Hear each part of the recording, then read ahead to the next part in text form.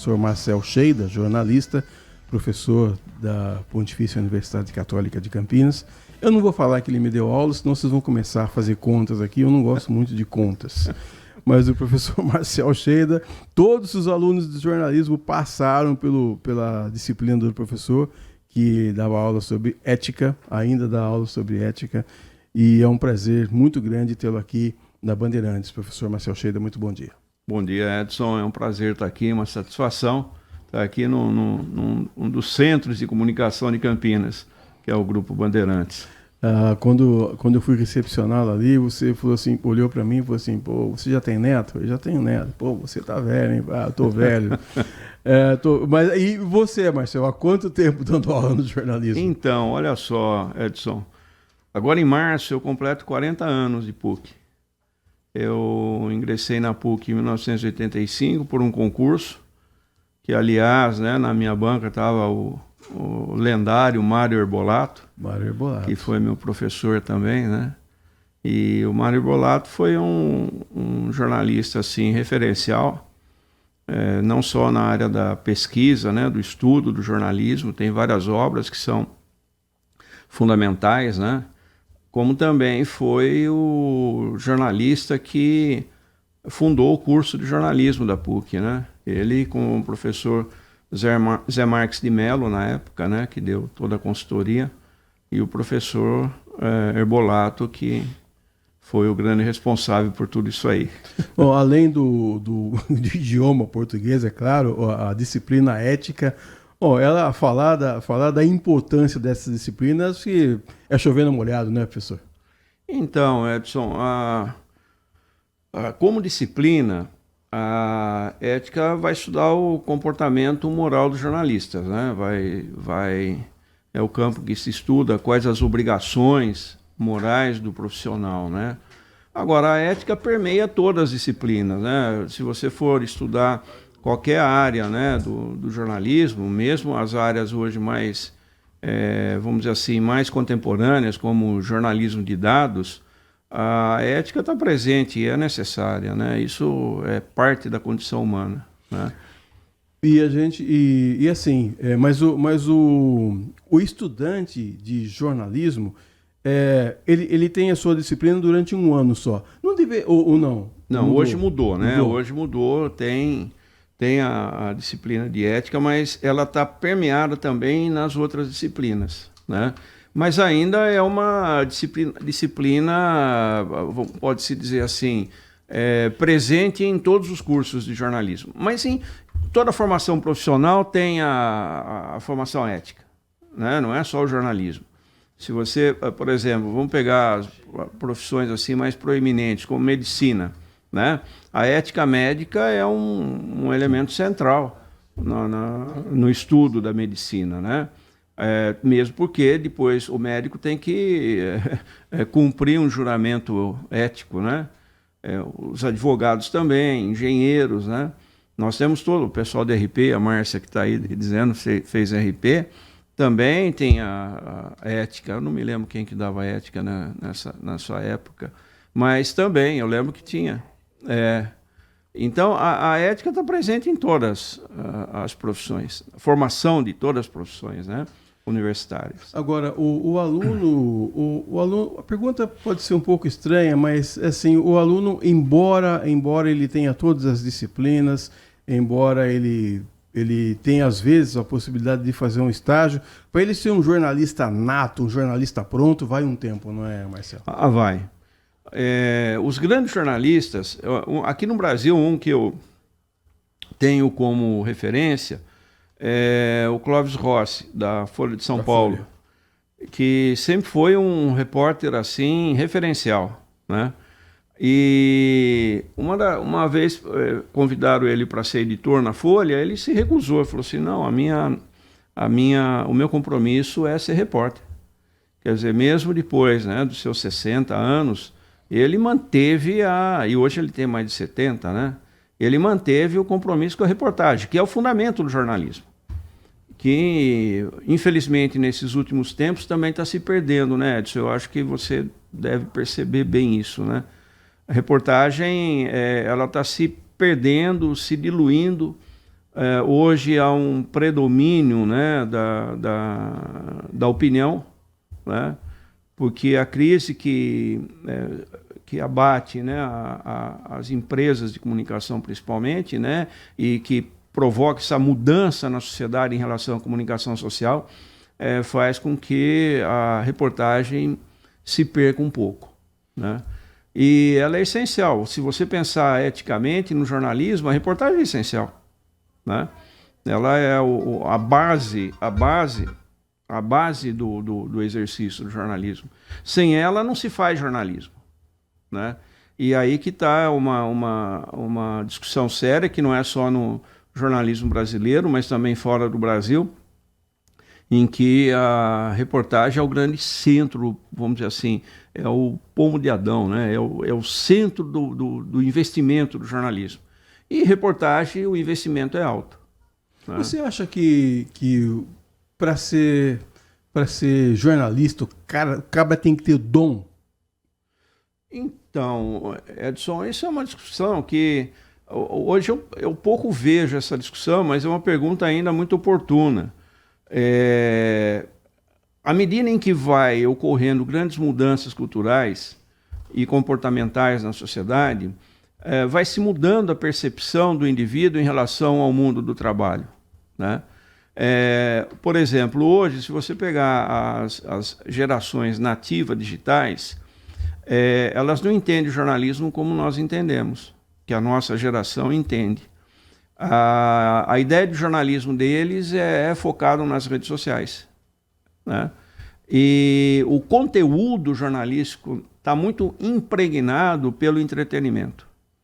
Então, eu vejo essas novas gerações, quando eu converso com elas, né, e pergunto: que jornais que vocês leem?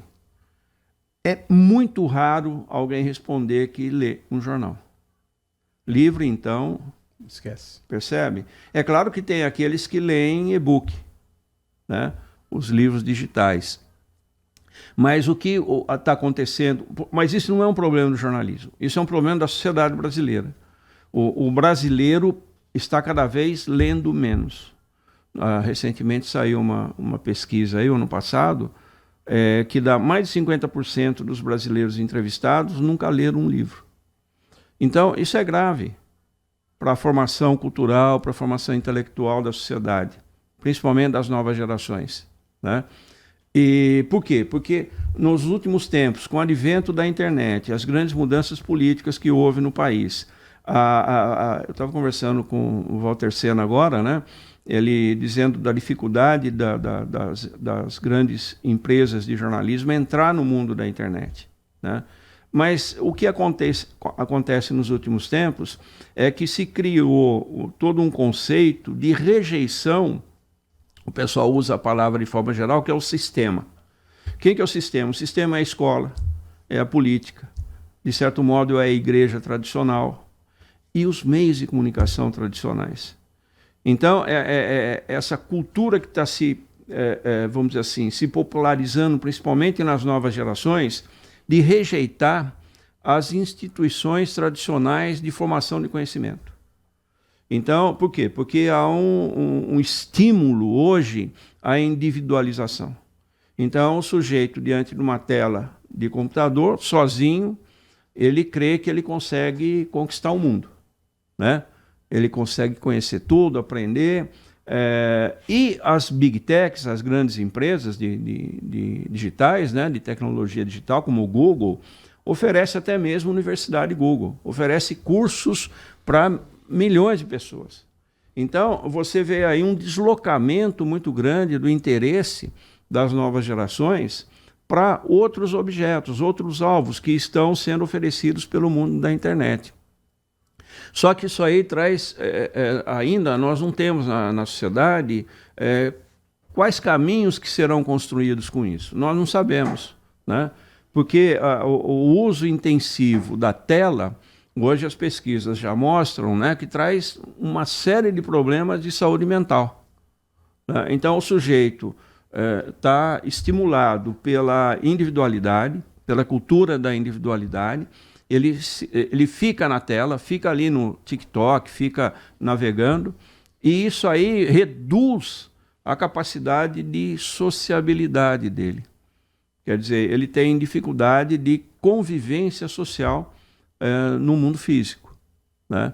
E traz uma série de tormentos, né? Hoje já se estuda o problema da dependência viciante do uso do celular, por exemplo, né? Tanto é que o celular está sendo tirado das escolas, né, professor? Então, e o celular tem um problema sério. O celular é altamente dispersivo. Quando alguém está manipulando o celular, ele está navegando, é o termo que se usa, né? Então, ele recebe ali inúmeras informações. E ele não imerge em nenhuma delas, ele não se concentra em nenhuma delas. Nós aqui, né? Se você vê como que a gente usa o celular, geralmente a gente usa assim. A gente pega uma informação, já passa para outra, vai para outra, e isso gera um fenômeno que chama-se fugacidade. A informação vai fugindo de você, né? E o que acontece? Você não se concentra. Então, vai condicionando o seu cérebro a não se concentrar, a não se esforçar intelectualmente para imergir num problema. Mas a gente não pode ser treinado para isso, professor. Eu vou dar um exemplo aqui. Agora há pouco eu estava aqui no celular, a Franciele falou assim, o professor Marcel chegou. Fala para ele que eu já vou buscar ele aí. Mas outro programa está no ar, está rodando. A gente não tem que se adaptar, professor? Então, o problema da adaptação, Edson, incorre no seguinte. Primeiro, nós não podemos pensar a adaptação como uma subserviência. Simplesmente porque uma nova tecnologia surge, então eu sou subserviente a ela, né? Se você pensar desde a Revolução Industrial, em que as tecnologias mais modernas, contemporâneas, foram introduzidas, né, no dia a dia das pessoas, você vai verificar que houve uma sucessão de reações ao uso intensivo das tecnologias. A tecnologia não pode ser entendida, né, como algo sagrado. A tecnologia, eu entendo, deve ser considerada como um meio de promoção humana, e não o contrário. Não você ficar subordinado, refém da tecnologia. E hoje tem um agravante, Edson, porque as chamadas Big Techs, as grandes empresas de tecnologia, trabalham com um elemento que é estratégico na formação de toda a sociedade, que é a informação. Então, se você, por exemplo, as últimas discussões que ocorrem em nível federal, né, e no Brasil, né, as Big Techs no Brasil devem ser regulamentadas? Por que há essa discussão?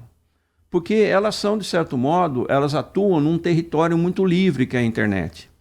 A internet é uma terra de ninguém, aparentemente, mas ela tem é uma terra de um latifúndio das Big Techs. E o Google, a Amazon, a Meta, elas têm um controle, inclusive comportamental, sobre os usuários.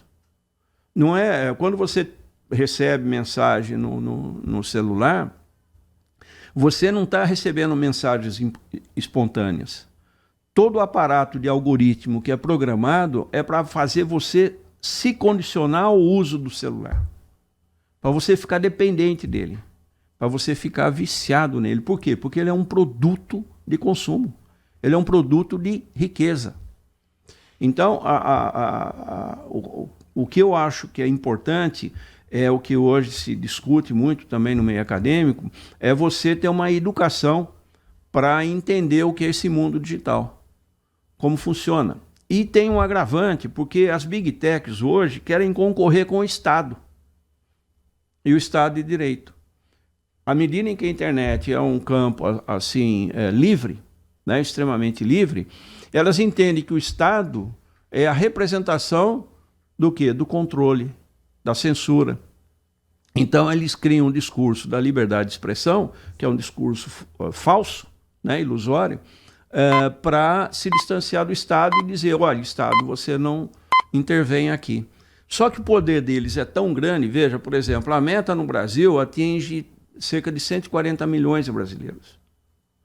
É muito mais que metade da população. O Brasil está com 215 milhões. Imagine o poder que tem a Meta sobre os brasileiros.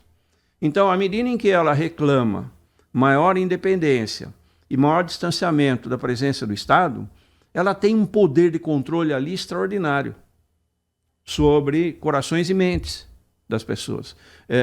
Eu comento com os alunos, né, nesses início de aula, que é o seguinte: as grandes empresas de tecnologia, como o Meta, o Google, elas têm corpo de psicólogos.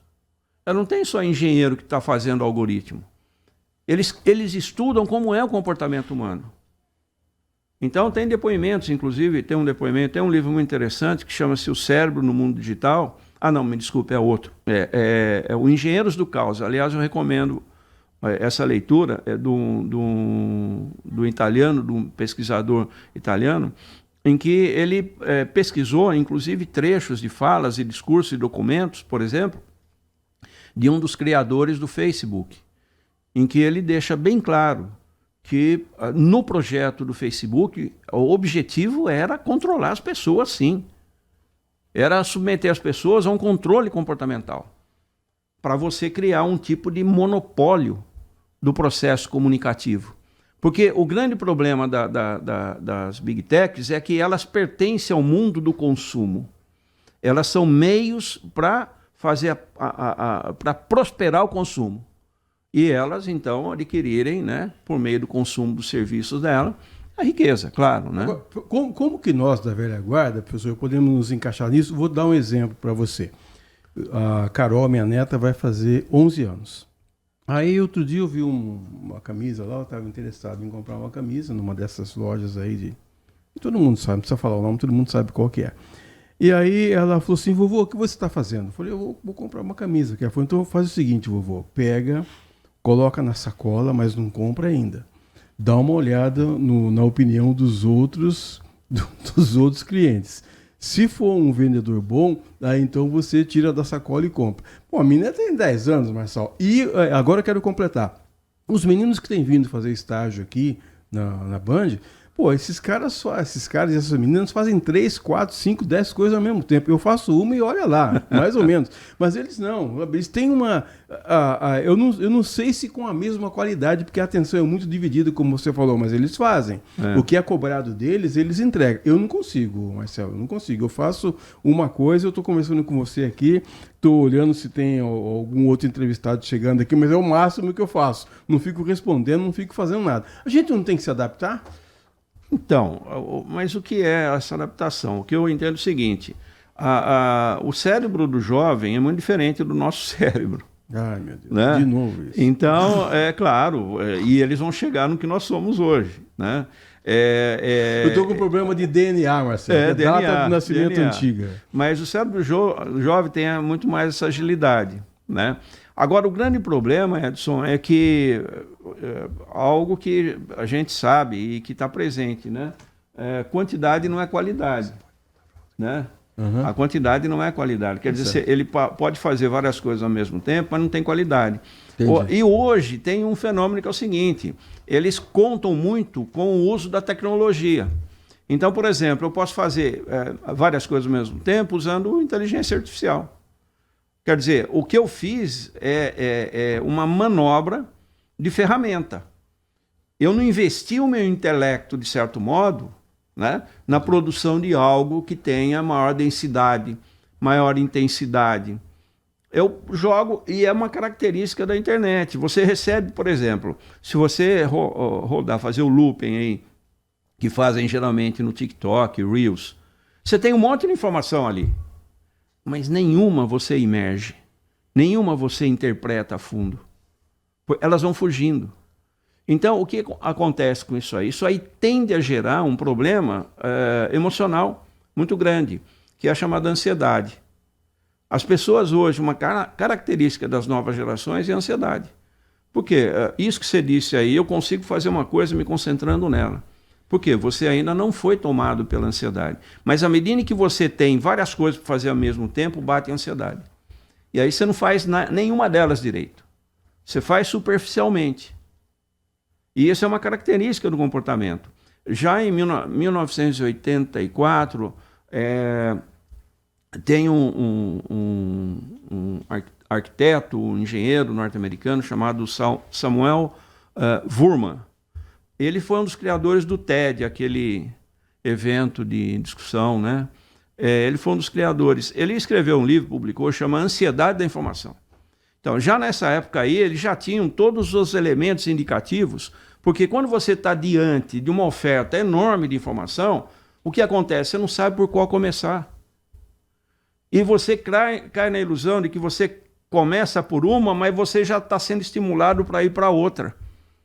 Então você não se concentra, e aí bate a ansiedade. Você quer fazer várias coisas ao mesmo tempo. E nenhuma você faz bem feito. Professor, eu queria perguntar para você, você falou aí de 40 anos dando aula. A faculdade mudou, os alunos mudaram, os professores também mudaram? A mudança sempre ocorre, né, Edson? A geração de professores que você teve oportunidade, né, de estudar, praticamente se foi, né? Eu creio que dessa geração ficaram a Cecília Helena, a professora Cecília Helena, a Cissa, né, e eu. Mas isso ocorre. É claro que não, os alunos mudam. O Torrano, né? Agora é juiz? O Torrano, diretor do fórum, né? E já falo no bastidor que ele pode ser desembargador. Ai, meu Deus.